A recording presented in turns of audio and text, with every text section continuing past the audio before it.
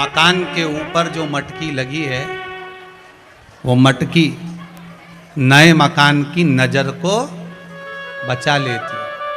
और भगवान भूत भावन भूतेश्वर के ऊपर, मेरे शंकर के ऊपर जो जलाधारी लगी है, अपनी 5 बेटियों का नाम उस जलाधारी पर है। जया, विषहरा, शामदी बारी, दौतली और देव। 5 बेटियां। बहुत ध्यान देना, महाराज पहले भी कथा में कहा है आपको, जिस व्यक्ति को नींद नहीं आती हो, शंकर भगवान की 5 बेटियों का नाम लेकर, हाथ में जल लेकर, जया, विषहरा, शामली बारी, दौतली और देव, इन 5 बेटियों का नाम लेकर आप उस जल का आचमन कर कर बहुत प्रेम से आराम से सोइए। आपको टेबलेट खाने की जरूरत नहीं पड़ेगी, आपको नींद की गोली नहीं खाना पड़ेगी। रोज 11-11, 12-12 बजे तक नींद नहीं आएगी, पर जिस दिन कथा, अब सोफे पे कुछ बैठे होंगे, कुछ कुर्सी पे बैठे होंगे, कुछ दरी पे ही। अच्छा, आज यहाँ की भी बड़ी आनंद थे, बच्चे लोग बता रहे थे, पंडित लोग, तो ब्राह्मण बोल रहे थे, ललित जी भी बोले, प्रशांत जी भी बोले, कहे गुरुदेव आज तो हॉल में लोग गद्दा बिछाए क्या चक गुर्राटा भरने सोए। हमने पूछा क्यों रे, सही में क्या? हाँ गुरुदेव, ये दिन में कोटा पूरा कर रहे रात का।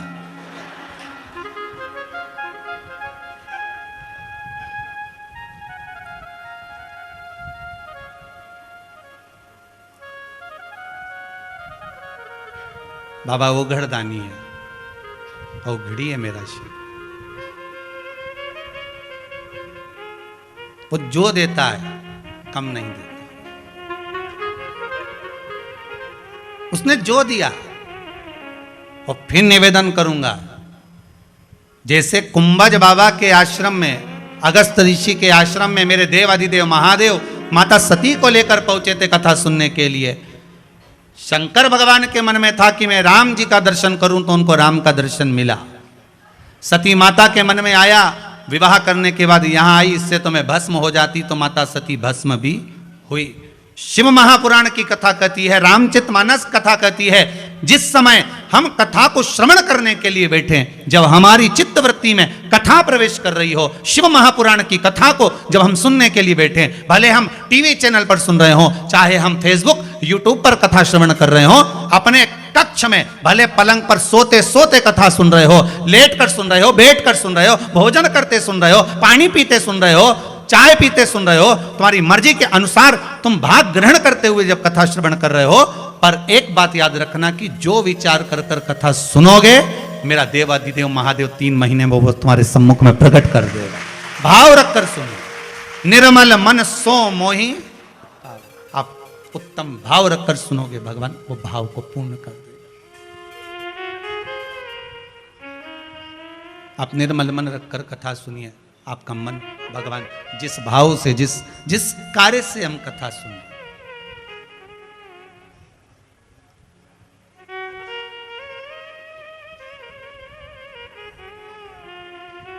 एक हमारे शायद 3-4 कथा के पहले के जजमान जलगांव से आए होंगे, कहाँ बैठे हैं महाराष्ट्र वाले, वो खड़े उधर, हाथ हिलाओ जरा, जरा कैमरे वाले भैया दिखाना जरा। ये केवल सूचना देने आए, और किस बात की सूचना देने आए कि कथा करवाने के बाद जब मैं वापस यहाँ से गया, तो भोलेनाथ जी ने ऐसी कृपा कर दी, ऐसी कृपा कर दी, जो काम बरसों से अटका था, जिसकी उम्मीद ही नहीं थी सालों से, वो काम यहाँ से जाते ही बाबा ने कृपा कर दी। वो खड़े हैं पीछे, हाथ हिला दो जरा एक बार, यही बाबा की कृपा, करुणा भगवान की हो, कृपा हो भगवान। अब ये छत्तीसगढ़ वालों की तो कथा चल रही है, दीक्षित परिवार की कथा चल रही है और मालूम पड़े वो छत्तीसगढ़ वाले के यहाँ से फिर सूचना आ गई कि तारीख अगली की भी तैयारी करो साहब। पर बाबा जब कृपा करे तब की बात है, अभी तो बाबा बस आप लोग श्रवण कर रहे हैं और हम तो भगवान से यही प्रार्थना करते हैं, चंद्रमा की रात्रि में जो मेरे शंकर के मस्तक पर चंद्र होता है, इसलिए कथा को 2 दिन की रात्रि को ली है कि चंद्रमा को जैसे आपने मस्तक पर धारण करा है, मेरे शंकर जो इस रात्रि की कथा को सुन रहे हैं उनको भी उन्नति की सीढ़ी पर आगे बढ़ा देना। ये भी आने वाले समय में शिव महापुराण की कथा श्रवण करवाएं, जनमानस का कल्याण करवाएं, ऐसी कृपा कर देना भोलेनाथ, ऐसी करुणा कर देना। आज रात्रि की कथा है, रोज दिन में कथा होती थी तो भले पति दुकान चले जाए, ऑफिस चले जाए, आपके पास में भी काम रहता था, पर आज भोलेनाथ जी ने कृपा करी पूरे परिवार के साथ बैठकर, भले टीवी पर सुनो, मोबाइल में सुनो, पर कथा, मुझे उम्मीद है हम भले यहाँ बैठकर कथा बाच रहे हैं और आप सबको बरेश्वर धाम में बैठे हैं, पर इतना विश्वास है मुझे मेरे भोलेनाथ पर कि जितनी कॉलोनियाँ, जितने नगर, जितने गांव, जितने क्षेत्र हैं, एक एक के मोहल्ले में जाकर घूम कर आना, टीवी की आवाज में आपको शिव महापुराण की कथा ही सुनने को मिल रही है। इतना विश्वास मुझे मेरे भोलेनाथ पर, और जितना विश्वास मुझे भोलेनाथ जी पर है उतना ही विश्वास जितने आस्था चैनल पर कथा सुन रहे हो, मोबाइल पर सुन रहे हो, भले फेसबुक यूट्यूब पर श्रवण कर रहे हो, उतना विश्वास आपका भी आपके देवाधिदेव महादेव पर है कि मेरा शंभु सुनेगा, जरूर देगा। जब वो चोर को कुबेर बना सकता है तो मुझे क्यों ना देगा, वो क्यों ना देगा। करुणा सागर शिव। एक मटकी बिल्डिंग की नजर को बचा लेती है। शिव जी के मस्तक पर, शिवलिंग के ऊपर लगी हुई वो मटकी, लगा हुआ वो जलपात्र, जलाधारी भगवान की, वो हमारे को कई दोषों से, कई रोगों से मुक्त करा देती है, कई दोषों से।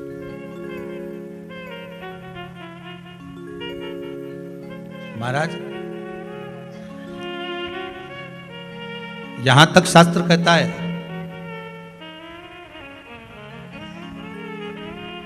वाणी से विहीन व्यक्ति,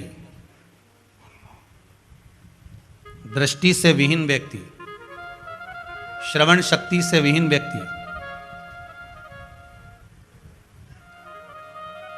सुबह ब्रह्म मुहूर्त में जब मंदिर खुलता हो, आपके यहाँ का मंदिर जितनी बजे खुलता हो, 4 बजे, 5 बजे, 6 बजे, 7 बजे, 8 बजे, जितनी बजे ब्राह्मण देवता उस मंदिर का पट खोलें, उस समय पर जिसके नेत्र, श्रवण शक्ति या वाणी कमजोर हो, यहाँ तक शास्त्र कहता है, शिव महापुराण यहाँ तक वर्णन करती है कि जिसकी वाणी, दृष्टि, श्रवण शक्ति कमजोर हो, महाराज प्रदोष की प्रदोष, मंदिर खुले, सबसे पहला जल का पात्र आपका शंकर जी की उस जलाधारी में चढ़ जाए, महाराज 4-5 प्रदोष कर कर देखिए, बाबा कुछ ना कुछ देना प्रारंभ ही कर देता। 4-5 प्रदोष करिए, विश्वास रखकर करना। आज कोई आए थे, वो कह रहे थे गुरुजी हमने प्रदोष का वो करा था, कोई उपाय, शायद बैठे होंगे कहीं, तो कहा गुरुदेव वो प्रदोष वाला हमने करा, बाबा ने हमारी बड़ी कृपा करी, हमारा कार्य सफल हो गया। ये करुणा सागर की कृपा, विश्वास से है तो शिव है। मानो तो मैं गंगा मां हूं, ना मानो तो बहता पानी। ये आपके ऊपर है, आप क्या मान रहे हो। भगवान तो हर जगह पर मार्ग प्रशस्त करने की बात करता है। हमारे पास में जितनी वस्तुएं भगवान ने दी है, हम जिस शस्त्र को, अस्त्र को, जो सामान हमारे पास में रखते हैं, वो भी हमको मार्ग दे जाता है कि परमात्मा के सिवाय विश्वास कहीं पर मत करना।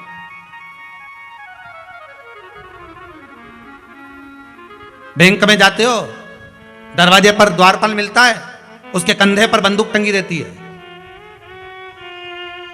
बोलो तो जम के जरा, सही है गलत है। उसकी नाल तुम्हारी ओर होती है कि ऊपर होती है, कंधे पे टंगी रहती है, तो जम के तो बोलो ऊपर, और तुम्हारी ओर कर दे तो मान लो, और तुम जान निकलो वहीं तुम्हारे ऊपर।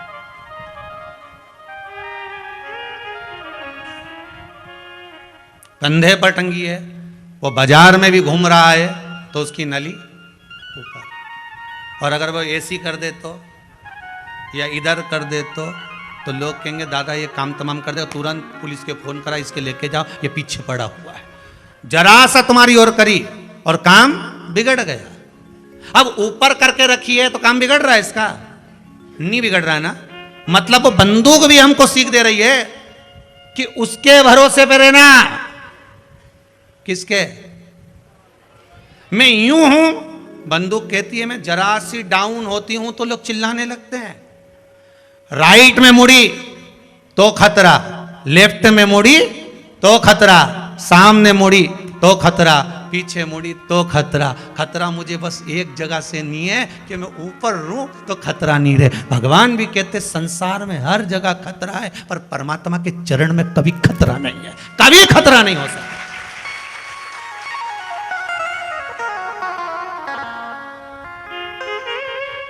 दुनिया में हर जगह खतरा है।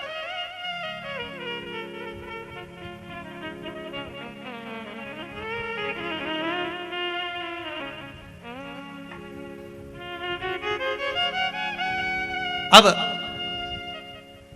बंदूक भी कह रही है कि उसके भरोसे पर जीना प्रारंभ कर लो। अभी कोरोना महामारी में ना तो कोई दुकान थी, ना कोई व्यापार था, ना कोई व्यवसाय था। कई लोगों की सर्विस नौकरी सब छूट गई, कई लोगों।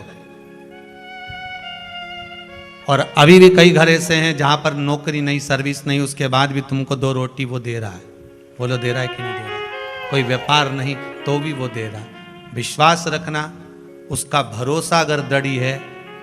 और हम तो कहेंगे जिनकी नौकरी नहीं, सर्विस नहीं, व्यापार नहीं, बाबा से प्रार्थना जरूर, भले टीवी के सामने बैठकर करना, चाहे मोबाइल पर करना, पर करना जरूर कि कुबेरेश्वर महादेव, हे भंडारी, सुना है मैंने, मेरे महाकाल राजा, मेरे विश्वनाथ, मैंने सुना है कि आपके दरबार से कोई खाली नहीं गया। बहुत आस से विश्वास है। एक जयपुर से माता जी आई हैं, वो कह रही थी गुरुदेव आपकी कोई कथा नहीं छोड़ती मैं। कहाँ बैठी हैं वो? जरा हाथ हिलाएंगे, कहाँ है? मेरे को नजर नहीं आई वो भी। तो गुरुदेव एक कथा नहीं छोड़ते, हम कथा निरंतर श्रवण करते रहते हैं। विश्वास लेकर आए, भरोसा, विश्वास रखकर भगवान से प्रार्थना करना, भगवान नौकरी छूट गई, सर्विस चली गई या व्यापार चले गया, पर आप पर विश्वास है मुझे, मैं कर्म करूंगा। और उस कर्म में अगर हारता भी हूं तो मुझे बल देने वाले भी आप हैं। कृपा कर।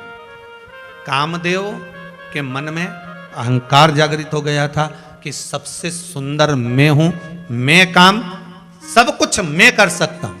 ये अभिमान, ये अहंकार प्रकट हो गया। हो जाता है, ऐसा नहीं कि नहीं होता, कई लोगों को हो जाता है। कई घर की माताएं गुस्से में आकर के देती अहंकार में, वो तो मैं जिंदा हूं जब तक घर चल रहा है, जिस दिन मैं मर गई आटे दाल का भाव मालूम पड़ जाएगा। तो डोकरी से कहते ना आधा घंटा नहीं पीट जा। जिंदा हो और तुम कर रहे हो तो ये मत कहना कि तुम कर रहे हो। ना तो दुकान तुम चला रहे हो, ना व्यापार तुम कर रहे हो।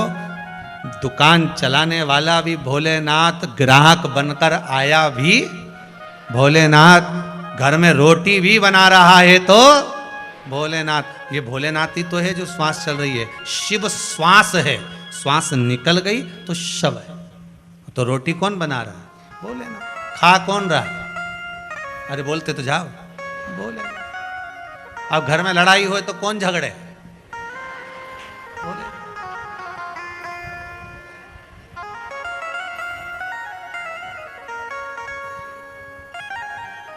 झगड़ा भी कौन कर रहा है? और जम के तो बोलो भोलेनाथ। किस लिए झगड़ता है? घर में झगड़ा होता क्यों है?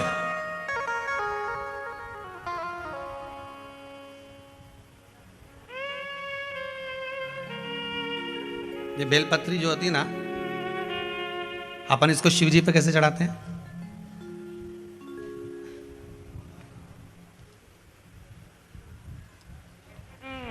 जैसे ये शिवलिंग है, ठीक है, और ये बेलपत्री को अपन ने शंकर जी पे चढ़ाया। इसी तरह चढ़ाते हो ना आप लोग, शिव जी पे चढ़ाया। पहले इससे प्रथम वाली कथा में कहा था, जब विशेष कोई कार्य होता है तो बीच वाली बेलपत्र पर शहद लगाकर बाबा पर उसको लगाकर जाया जाता है।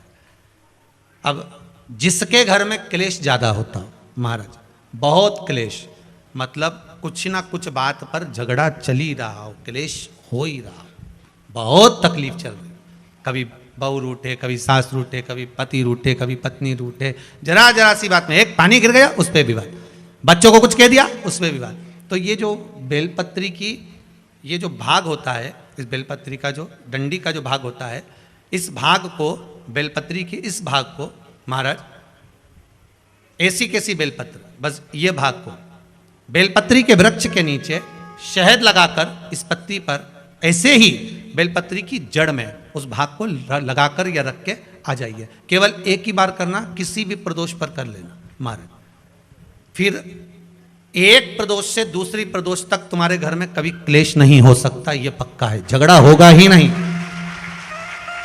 हाँ, वो जानबूझ के झगड़ लो तो बात दूसरी है, किसी और वाला महाराज की बात झूठी करना है तो अपन तो झगड़ो, चाहे कुछ भी हो जाए।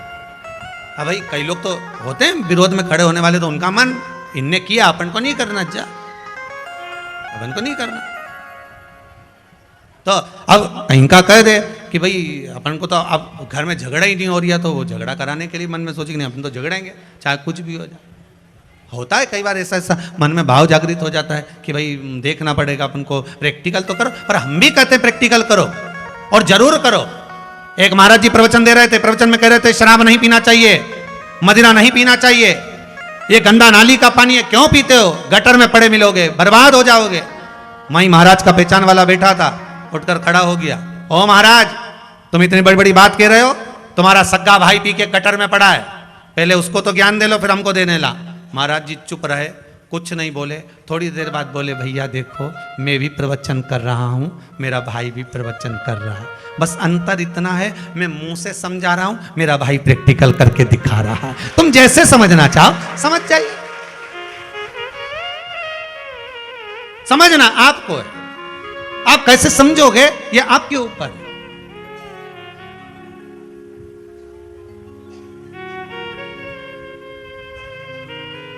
भाई जो ना समझे उसके लिए एक विदेश से एक अंग्रेज आया और उसने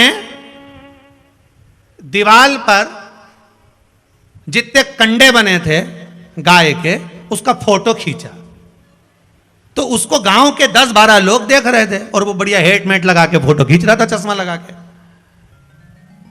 तो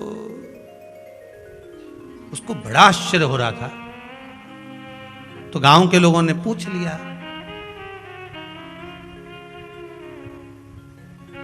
तो वो हेट उतार के खुजा के बोला कि ये गाय दीवार पे चढ़ी कैसे हो गई। अब जो समझ गया तो समझ गया, ना समझे तो ना समझे।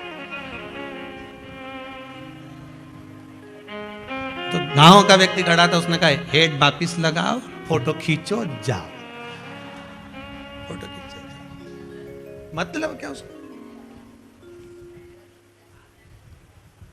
कामदेव का अहंकार आ जाता है कभी कभी, मानव को अहंकार आ जाए। बहुत दुकान तुम चलाओ, खूब आराम से तुम दुकान चलाओ, खूब घंटों तक दुकान पे बैठे रहो, खूब अच्छे से कमा, तो कई व्यक्ति को आ जाता है वो तो मैं कमा रहा हूं इसलिए चल रहा है, तुम्हारा क्या जा रहा है, तुम तो उड़ाए जा रहे हो। और पति के चला रहा है वो, परंतु उसको ये समझना होगा। रावण बार बार कहता था मैं लंकेश, मैं लंकेश, मैं लंकेश। तो राम जी ने भी आखिरी में कह दिया, लंकेश लंका अंदर रह गई, तू बाहर।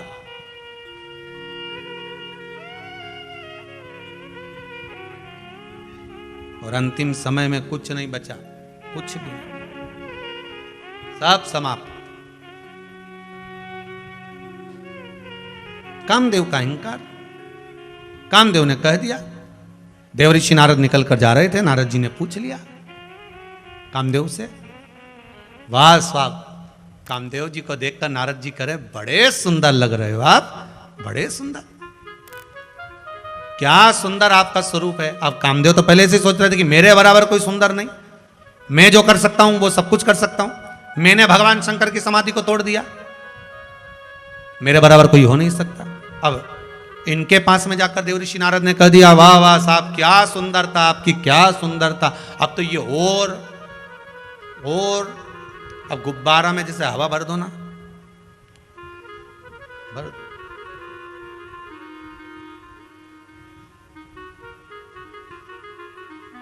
और ज्यादा जब हवा भरा जाए तो फूट जाए। बस कामदेव के भी खूब हवा भर दी। और ऐसे केवल नारद जी जैसे एक नहीं है, नारद जी अकेले, ऐसे तुम्हारे को भी घना मिलेगा। अभी रविवार के दिन भी ढेर मिलेगा। रविवार को ही है ना? अरे समझ गए क्या? गजब। घर जाके नजर उतरवा लेना एक बार, तुम्हारी याददाश्त तो बड़ी पक्की है। ये बात तो पक्की है। रविवार को ये ना चलनी में मुंडा देखोगे,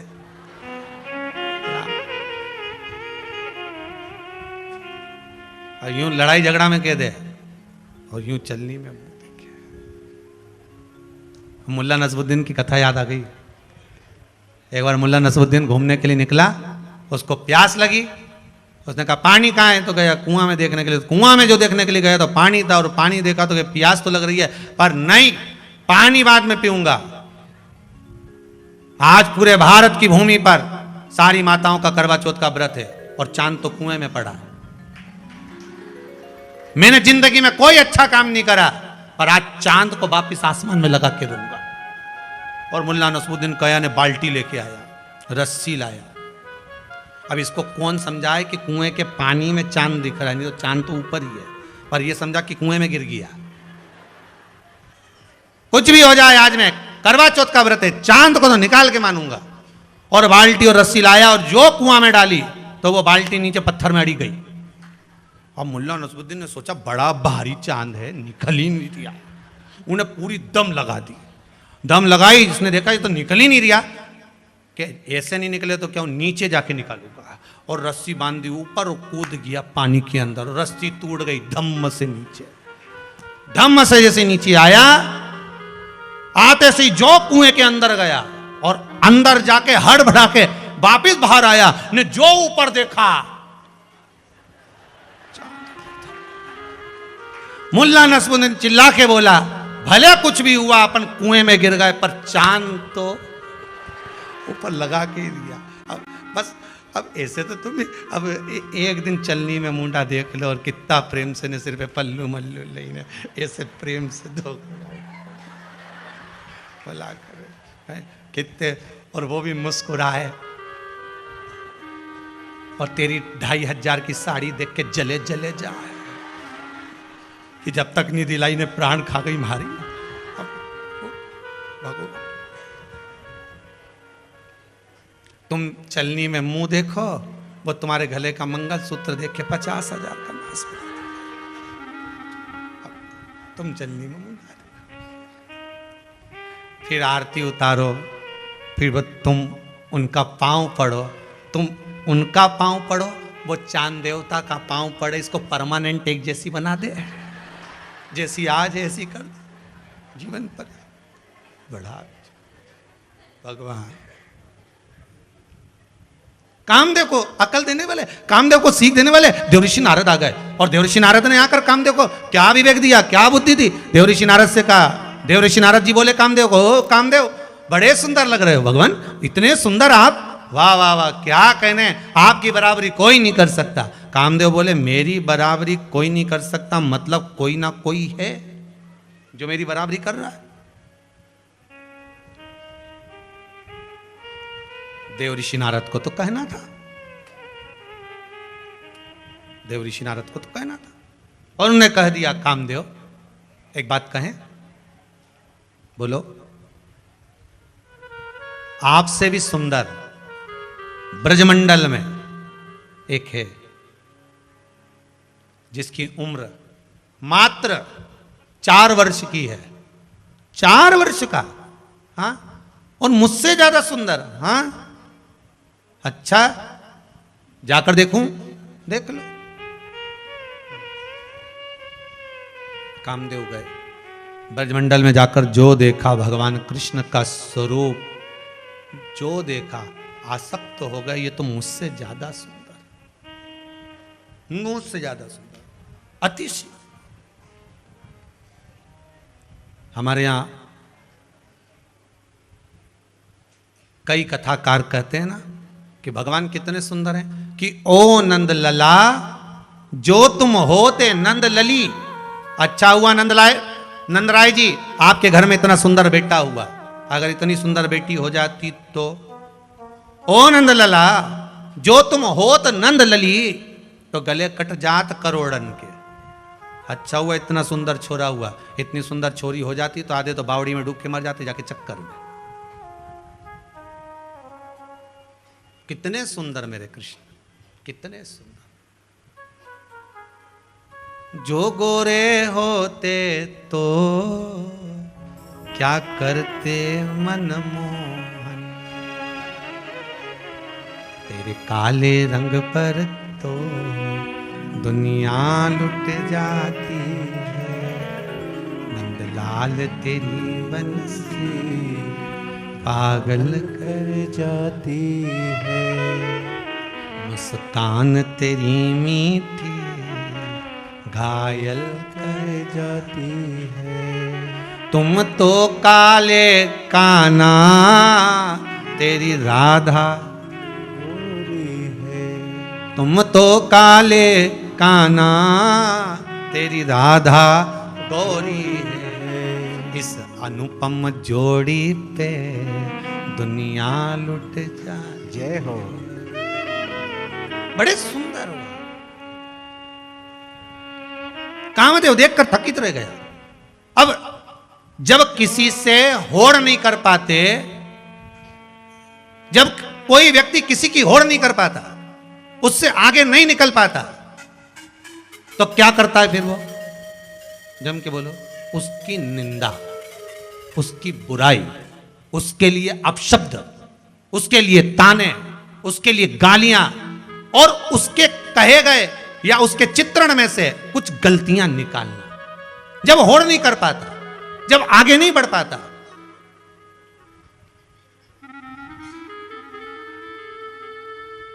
जब उसको लग गया कि मैं इससे आगे नहीं बढ़ पा रहा हूं, अब ये आगे निकल चुका है, कामदेव को लग गया कि भगवान कृष्ण के आगे में नहीं निकल सकता, वो बड़े सुंदर हैं, तो कामदेव ने क्या करा, पूरे ब्रजमंडल में घूम रहे हैं और कन्हैया के लिए अपशब्द कह रहे हैं। अरे नंद बाबा का छोरा, वो ग्वाला, वो कृष्ण मेरी बराबरी करेगा। 33 कोटि देवताओं में जाकर कामदेव वर्णन कर रहे हैं।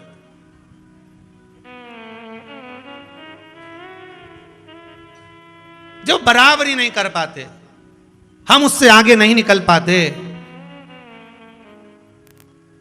जब लगने लगता है कि सारा संसार उसी का हो गया, सारी दुनिया बस उसी की सुन रही है, उसी का स्मरण कर रही है, उसी को भज रही है, तो फिर मन में ईर्ष्या जागने लगती है। ईर्ष्या, क्या हम इससे बराबरी तो कर ही नहीं पा रहे और दुनिया इसका स्मरण कर रही।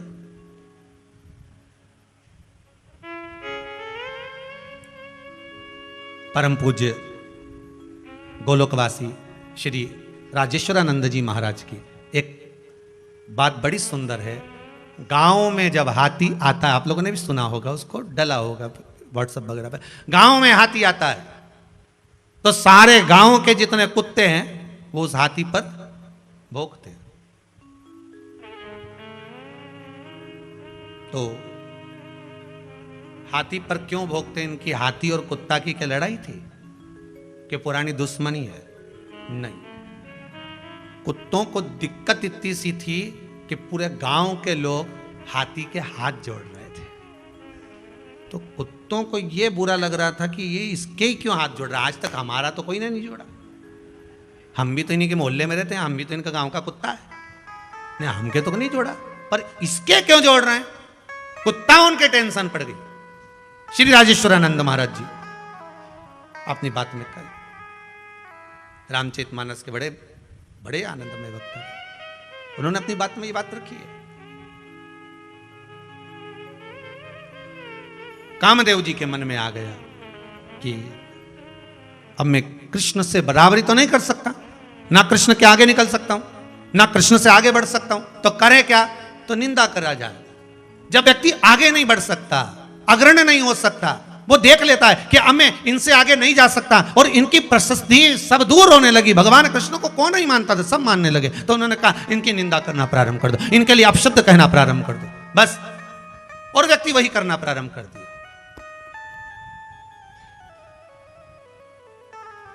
आपकी भी अगर कोई निंदा कर रहा हो, आपके लिए भी अगर कोई अपशब्द कह रहा हो, तो बड़े खुश हो जाना, दिवाली पे उसको साड़ी दिलाना। अगर आपकी कोई निंदा करे तो आप उसको दीपावली पे ले जाओ, ने कपड़ा की दुकान पे ले जाकर बढ़िया प्रेम से साड़ी वाड़ी दिला। उससे पूछो तो वो पूछे आज मेरे को किस भाव से साड़ी दिला रही? कहीं नहीं, तूने पूरे मोहल्ला में हमारी खूब निंदा करी रही, तेरे बराबर मेरा कोई हितैषी ही नहीं हो सकता। कितना जिसकी निंदा होती है, जिसकी निंदा होती है, उसका पद, प्रतिष्ठा, यश, वैभव और उम्र बढ़ती चली जाती है, जिसकी निंदा होती है। इसीलिए सास इतनी जल्दी नहीं मरती, ये कारण समझ में आया।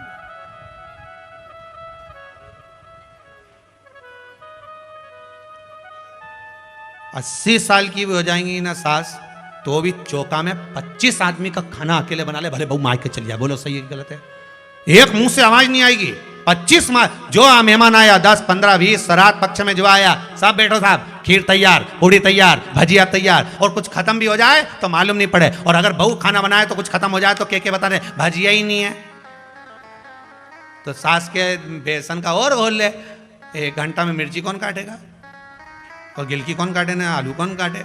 तो सास तुरंत आए, तू हट बेटा मैं बनाऊं और बना। तो 25 जनी का भोजन एक 75 साल की बूढ़ी अम्मा तुरंत बना के तैयार कर दे और जिमा दे। और घर की बहुएं ये डोकरी के देख देख के सूखी जा रही है। कारण क्या है? क्या कारण? बहू सास की इतनी निंदा करे, यहां नहीं करे तो मायके में करे, मायके में नहीं करे तो किसी दूसरे से करे। ये जितनी जितनी निंदा करे डोकरी उतनी खजूर वाली चोटी बनाई है, और उतनी और तन्नाट होती चल जाए। मेरा निवेदन है बहुओं से कि सास को जल्दी निपटाना है तो तुम निंदा करना बंद करो, निपट जाए। तुम जितनी निंदा करोगे ना उतनी।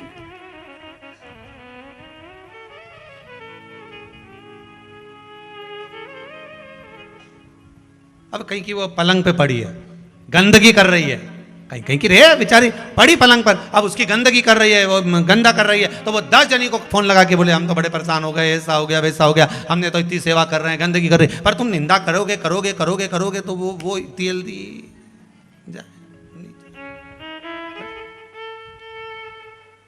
कामदेव ने निंदा करी, बहुत कहा, और शब्दों पर शब्द बाण चलाना चालू करे कामदेव ने। जब नहीं रहा तब कामदेव सामने आकर खड़ा हो गया भगवान कृष्ण के। एक कन्हैया, मैं आपके साथ में युद्ध लड़ना चाहता हूं। भगवान कृष्ण की उम्र 4 साल की थी। कामदेव ने 4 वर्ष के भगवान कृष्ण को ललकार दिया कि मैं तुमसे युद्ध लड़ूंगा। ये शरद पूर्णिमा के पावन अवसर की कथा चल रही है महाराज, और पूर्णिमा शिव महापुराण चल रही है, उसमें कृष्ण का जो संवाद है। कामदेव कह रहे मैं युद्ध लड़ूंगा, भगवान कृष्ण कहते कामदेव मैं भी तुमसे युद्ध लड़ने को तैयार हूं, बताओ कौन सा युद्ध लड़ोगे, किले के अंदर का कि किले के बाहर का? कामदेव चक्कर में पड़ गए कि ये 2 तरह का युद्ध होता है क्या? हाँ, कौन सा युद्ध लड़ोगे, किले अंदर का कि किले बाहर का? महाराज किले अंदर और किले बाहर का कैसा युद्ध है? भगवान कृष्ण कहने लगे किले अंदर का युद्ध ये युद्ध है कि मैं गोपियों के साथ में रास करूंगा, पर गोपियों का एक वस्त्र अंग मेरे शरीर से नहीं छू सकता। और किले बाहर का युद्ध वो है धनुष और बाण लेकर अपन दोनों युद्ध करेंगे, कौन जीतता है देख लेंगे। कामदेव ने मन में सोचा कि बाहर का युद्ध तो बहुत लड़ा, जब ये 50 गोपियों के साथ में अकेला जब नृत्य करेगा तो शरीर तो कहीं ना कहीं टच होगा तो यह हार जाएगा। कामदेव कहने लगे हम किले अंदर का युद्ध लड़ेंगे। ठीक है, भगवान ने कहा जाना शरद पूर्णिमा पे। कामदेव ने कहा शरद पूर्णिमा पर? हाँ, एक ही दिन है बड़ा भारी, शरद पूर्णिमा का दिन, जब मैं बंसी का नाद करूंगा गोपियां सुध भूल कर आएंगी, तब तक तुम भी आ जाओ। कामदेव आ गए सज धज के। भगवान कृष्ण ने जो बंसी बजाई, गोपियों का ढेर लग गया, अंबारियां, युवान क्या, युवती क्या, बूढ़ी क्या, बुजुर्ग क्या, सब आ गई, सब।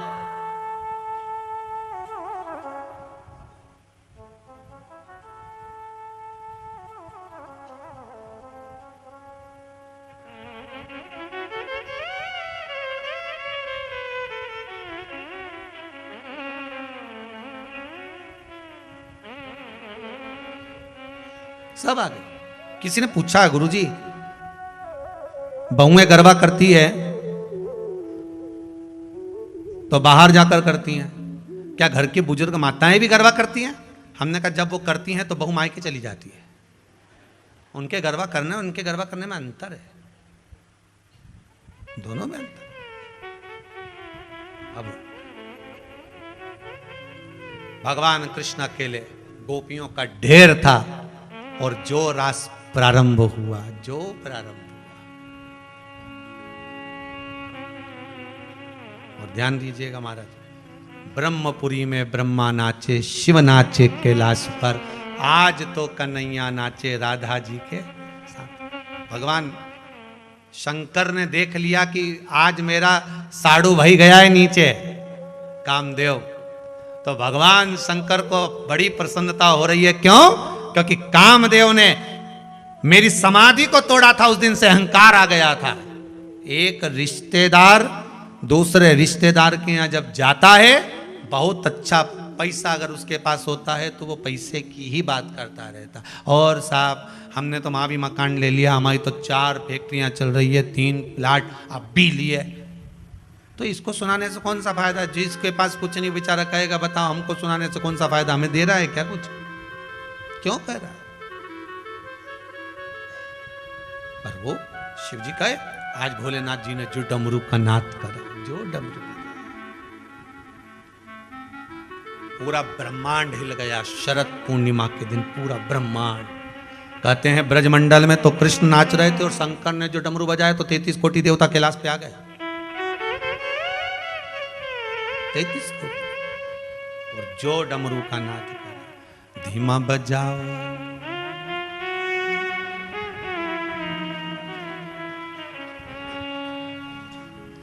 जितने टीवी पर कथा सुन रहे हो, आपके भी नृत्य का फोटो, बड़े भाव का फोटो आप व्हाट्सएप पर भेज देना, कल की कथा में सबके दिखाएंगे। धीमा बजाओ भोलानाथ। अच्छा अभी चालू है क्या?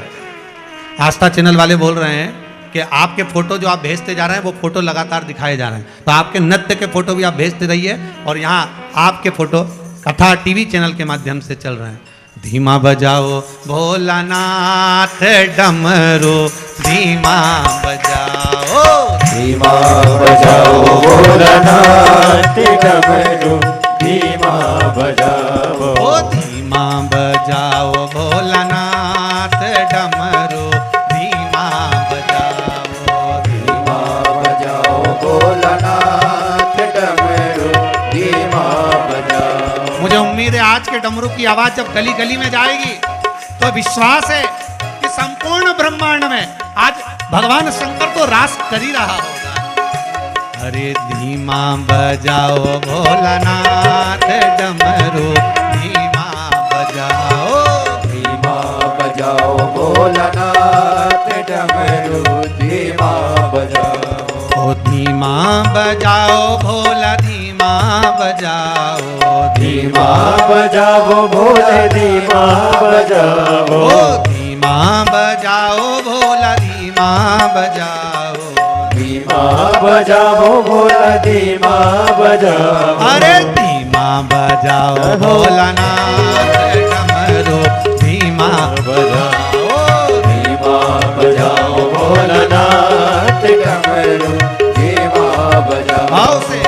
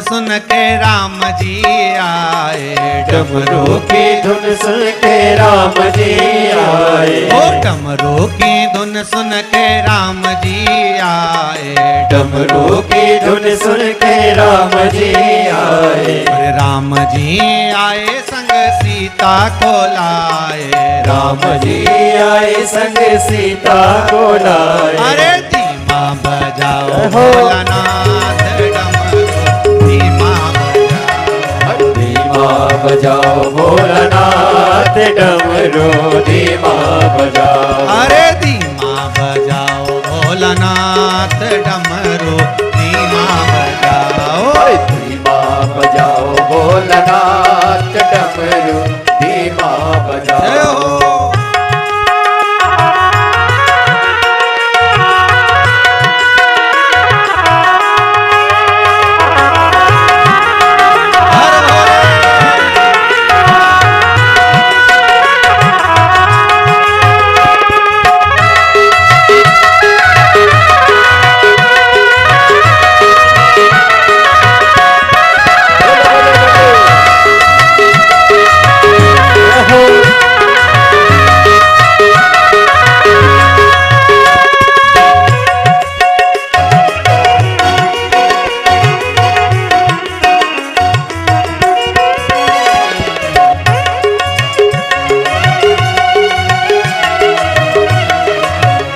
हर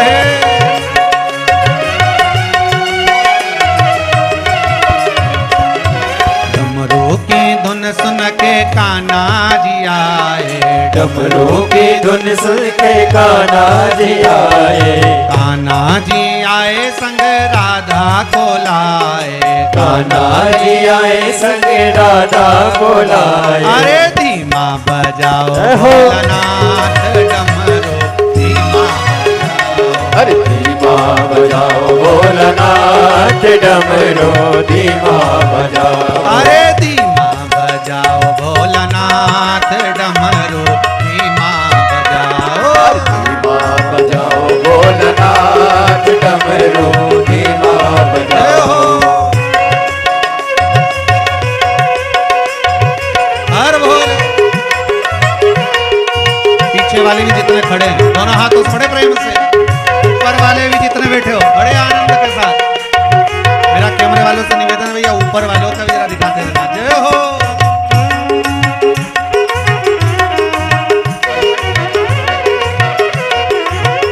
जय हो।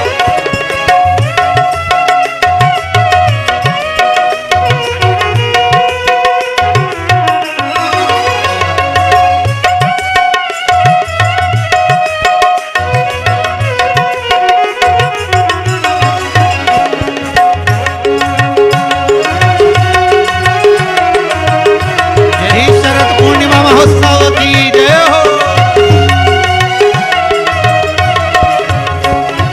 डमरू की धुन सुन कर विष्णु जी आए, डमरू की धुन सुनकर विष्णु जी आए, ओ विष्णु जी आए संग लक्ष्मी को लाए, विष्णु जी आए संग लक्ष्मी को लाए, अरे धीमा बजाओ जय हो। भोलानाथ डमरू, धीमा बजाओ, धीमा बजाओ भोलानाथ डमरू, धीमा बजाओ, अरे धीमा बजाओ भोलानाथ डमरू, धीमा बजाओ, धीमा बजाओ भोलानाथ डमरू, धीमा बजाओ, अरे धीमा बजाओ भोला, धीमा बजाओ, धीमा बजाओ भोला, धीमा बजाओ, अरे धीमा बजाओ भोला, धीमा बजाओ, धीमा बजाओ भोला, धीमा बजाओ, अरे धीमा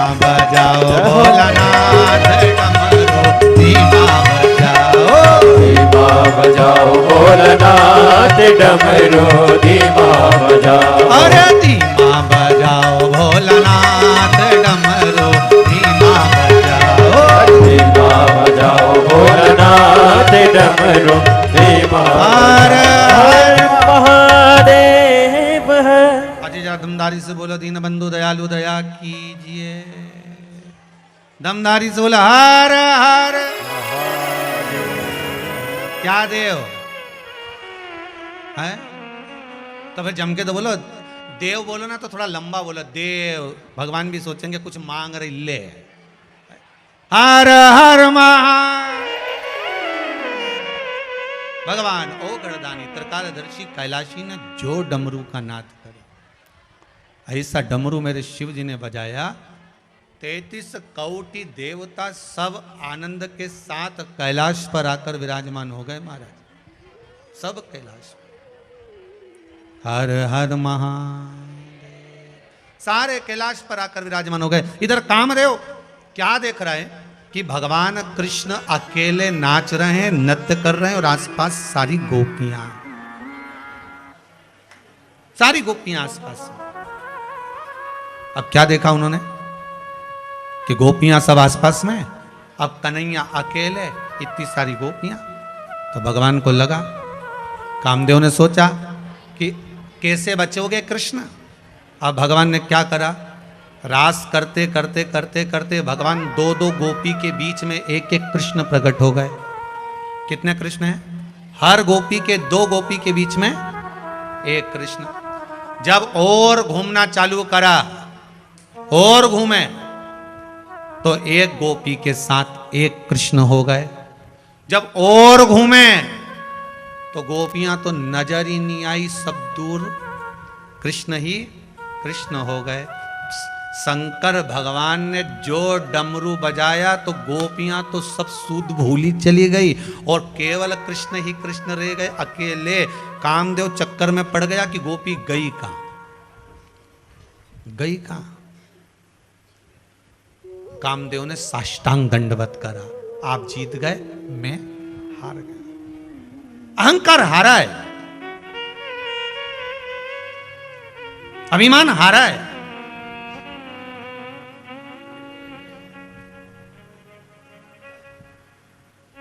और अभिमान हारता जरूर है, एक असत्य झूठ और एक अहंकार। आप किसी के साथ छल कर रहे हो, कोई बात आप छुपा कर रख रहे हो, अहंकारवश शब्दों का संबोधन कर रहे हो, झूठ बोल रहे हो, वो एक ना एक दिन आपको हरा देगा, वो हराएगा। सत्यम शिवम सुंदर। शंकर को सबसे ज्यादा प्रिय अगर कुछ है तो वो सत्य प्रिय। और लोग सत्य कब बोलते हैं? जब निपट जाते, तब तक सत्य उनके मुख पर नहीं आता। सत्य निकलेगा पर बहुत बाद में, बहुत बाद में। और यहां तो शिव महापुराण की कथा कहती है, नया मोबाइल लेकर आए हो तो उसमें जो कार्ड लगाए हो, सिम लगाए हो, उस कार्ड में अच्छी अच्छी चीजें भर के रख लो। जब खाली बैठोगे कार्ड काम आएगा। मोबाइल में चालू करा, भजन चलाया, स्मरण चलाया, कथा चलाई, अकेले बैठे थे, सुन लिया, भगवान की भक्ति में डूब गए। उसी तरह जब जब कथा में जाओ खाली कार्ड की तरह जाओ कि ये मोबाइल लेके आई हूं, कार्ड पूरा खाली है, शिव महापुराण की कथा सुनूंगी, उसको मैं कार्ड में भर लूंगी, जब अपने घर जाऊंगी अकेली बैठूंगी तब कथा का स्मरण करूंगी। खाली है।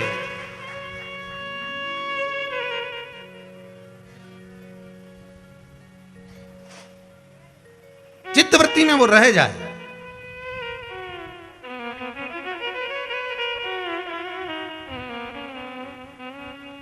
एक अभिमान तारकासुर को भी था।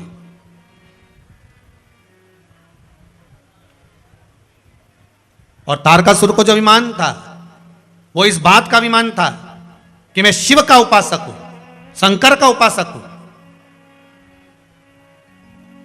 और मैंने जो वर मांगा है वो भगवान शंकर के पुत्र द्वारा मरने का मांगा। अभी कथा के शुरू में कहा था एक अहंकार माता, एक अहंकार मीरा को भी था, वो गुरु का अहंकार। आप करो, भगवान का अहंकार करना है तो खूब करो।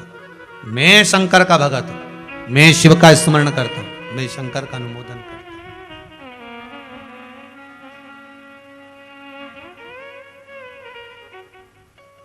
ये जो मानव का जो शरीर मिला है ना, ये हमारे पूर्व का जो कर्म है उसको काटने के लिए मिला। भगवान ने क्यों दिया? मत बुरे कर्म कर बंदे, वरना पछताए। भगवान की आंखों से तू बच नहीं, तू बच नहीं पाएगा। भगवान कहते हैं अपने पुराने कर्म को, मनुष्य की अगर देह मिली है तो नाम भज कर काट दो। काय से काटो? नाम और काम, इन दोनों को ध्यान में रखना। क्या क्या चीज? जम के बोलो जरा। नाम और काम। मनुष्य देह में भगवान का नाम लेकर, कथा सत्संग सुनकर अपने पुराने कर्मों को, दुखों को या तो काट लो, और अगर मनुष्य की देह में भी ये कर्म नहीं कटे तो फिर अगला जो जन्म होगा वो मनुष्य का नहीं होगा, दूसरा जन्म होगा। फिर काम कर कर के काटना पड़ेगा। गधे बन गए तो काम ही करना पड़ेगा ना, नाम तो नहीं जप सकते।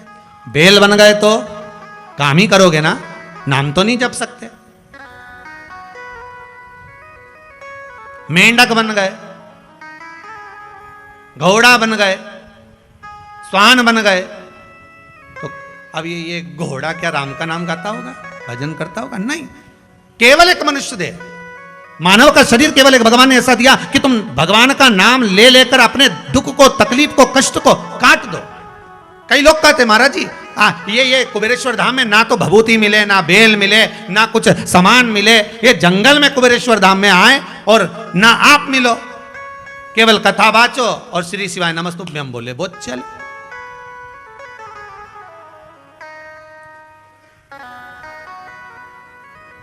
फिर सारी दुनिया के लोगों का काम कुबेरेश्वर धाम में क्यों हो रहा है? कारण क्या है?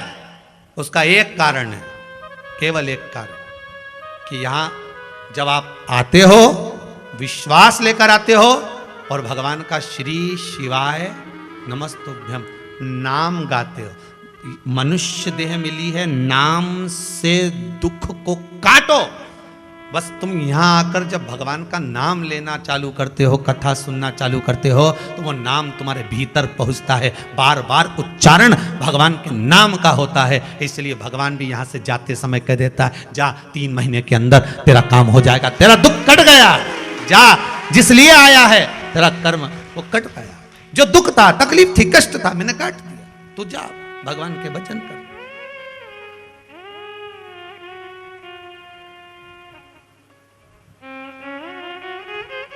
शंभु शरणे पड़ी मांगू घड़ी रे दुख काटो, दया करी न दर्शन।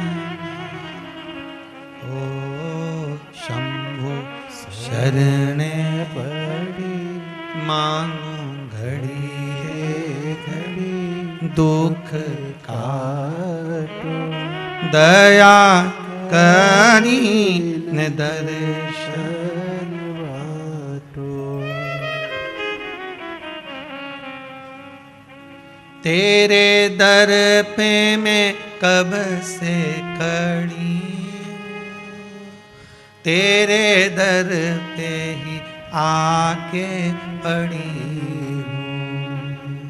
बाबा संकट भारी त्रिपुरारी, हे शंभु मेरे दुख, मेरे कष्ट, मेरे रोग, मेरी बीमारी, यही तो संकट है, काट दीजिए। काय से कटेगा?